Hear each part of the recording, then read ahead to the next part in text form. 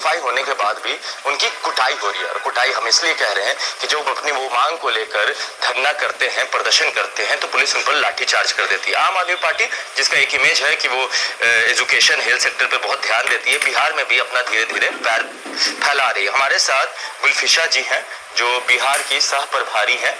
गुलफिशा जी, ये बताइए, आप लोग अब बिहार में भी बहुत पहले से आई हुई हैं, अब धीरे धीरे एक्सटेंड हो रहा है, मगर जो ये एसटीईटी वालों के साथ हो रहा है उस पर क्या स्टैंड है आप लोगों का? सबसे पहले मैं करेक्ट कर दूं, मैं बिहार की सह प्रभारी नहीं, मुझे पटना जिला का पर्यवेक्षक बनाया गया है, तो धन्यवाद। आज जो स्थिति हर क्षेत्र में बिहार हमें जिस तरह से नाकाम कर रही है सरकार, और हमारा जिस तरह से देश और विदेश में दिन ब दिन स्थिति बदतर होती जा रही है, खास करके जब हम शिक्षक बहाली के ऊपर आते हैं तो हम देख रहे हैं युवा कितने संघर्ष के बाद एक पद पे नियुक्त होने के लिए उस परीक्षा के, क्योंकि जब आप परीक्षा देते हैं तो कभी कोर्ट में अटक जाता फैसला, कभी बहाली नहीं होती, कभी 6-6 साल तक परीक्षाओं के रिजल्ट रुके रहते हैं। ऐसी स्थिति में जब इन सारे चरणों को भेदते हुए जब एक फाइनल लिस्ट में किसी विद्यार्थी का नाम आता है और उसके बाद भी बहाली में जब ये सुना जाता है कि वहाँ पे जो पास हुए विद्यार्थी हैं उनको ज्वाइनिंग कराने के लिए उन्हें संघर्ष करना पड़ रहा है कि हाँ मैंने पास कर लिया है, मुझे अब नौकरी दे दीजिए, तो ये नीतीश जी या उनकी सरकार भूल जाती है कि आपका निर्माण, यानी कि सरकार का निर्माण जनता के कामों को निवारण करने के लिए हुआ है।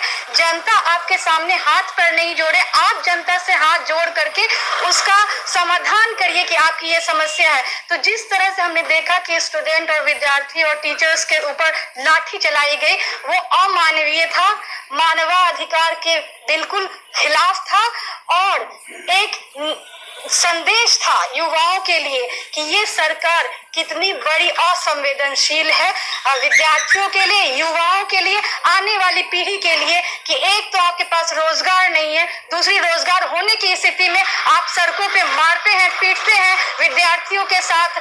तो ये स्थिति साफ दिखाती है कि सरकार किस तरह से नाकाम हो चुकी है। सरकार नाकाम हो चुकी है। अब आप लोग किस तरह से उन लोगों के साथ खड़ी हैं जो बेरोजगार थे?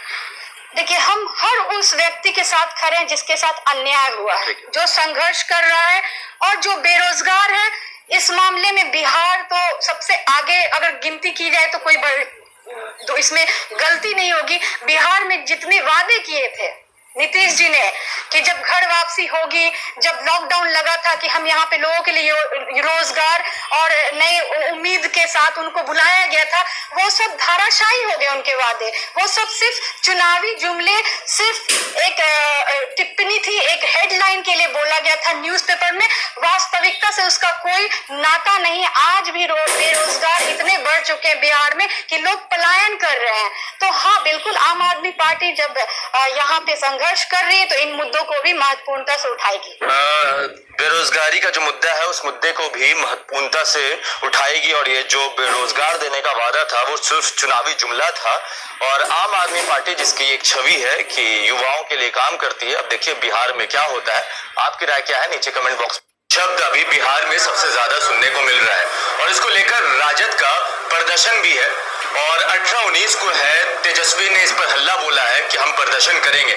तो हम अभी बीजेपी ऑफिस में हैं, हमारे साथ भाजपा के प्रवक्ता संजय टाइगर जी हैं। संजय जी, तेजस्वी आप लोगों के खिलाफ, महंगाई जो हो रही है उसके नीतियों के खिलाफ प्रदर्शन करने वाले। देखिए, लोकतंत्र को विरोध करने का, खिलाफत करने का, प्रदर्शन करने का, अनशन करने का पूरा अधिकार है। विपक्ष के नेता की जिम्मेवारी तो मिल गई वंशवाद के आधार पे, परिवारवाद के आधार पे, लेकिन उस भूमिका का निर्वहन ठीक से नहीं कर पाए।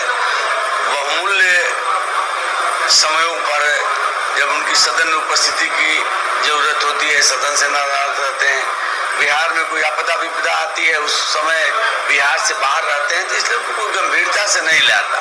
बीच बीच में अपनी उपस्थिति दर्ज कराने के लिए अनशन, प्रदर्शन और इस तरह का नौटंकी करते रहते हैं। वो एक जिम्मेवार और विपक्ष की भूमिका, एक रचनात्मक विपक्ष की भूमिका निभाने में पूरी तरह अक्षम रहे हैं।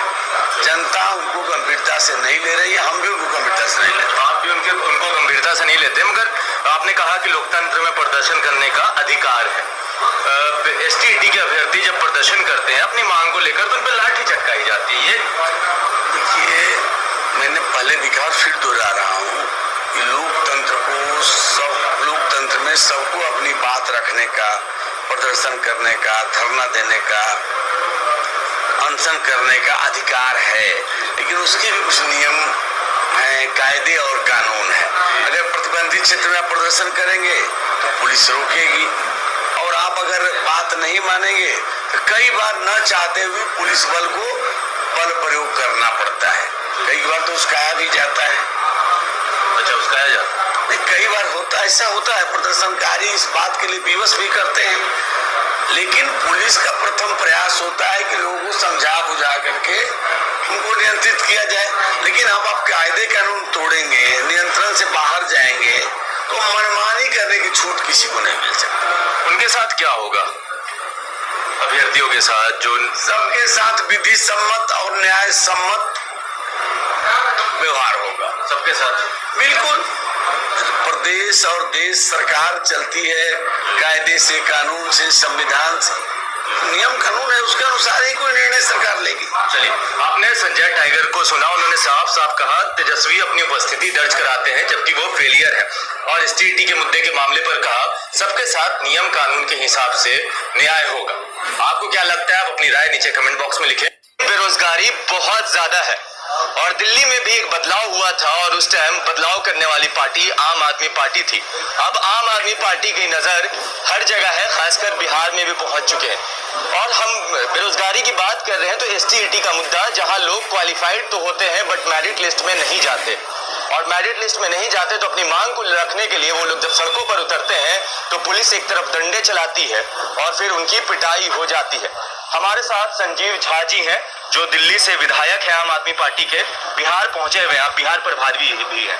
आप लोगों ने इसी मुद्दे को रखकर दिल्ली में राज किया और पूरे देश में फेज बने, मगर बिहार में जब ये हो रहा है तो आप लोगों की पार्टी नजर तो नहीं आती सर जी? मुझे लगता है कि जब ये मुद्दा शुरू हुआ था और जब लाठियां बरसी उस समय हमने भी ट्वीट किया था, ट्वीट से काम चल जो साथी संघर्ष कर रहे थे उनसे मेरी बातचीत हुई थी। हमारे साथी जाकर उनके साथ खड़े हुए थे, उनके खिलाफ प्रोटेस्ट भी किया था। देखिए, मुझे ये लगता है कि आज बिहार में इंडस्ट्री नहीं है, रोजगार के अवसर नहीं है। जो क्वालिफाइड लोग हैं मेरिट लिस्ट में आते हैं उनको नौकरी कहे जाने के बाद नौकरी नहीं मिल पा रही है, और अगर वो अपनी बात रख रहे हैं तो आप लाठी न चला रहे हैं। तानाशाही तो नहीं है ना। इसी जनता ने आपको वोट किया था और इस उम्मीद से वोट किया था, आपने बड़ी बड़ी बातें किया था।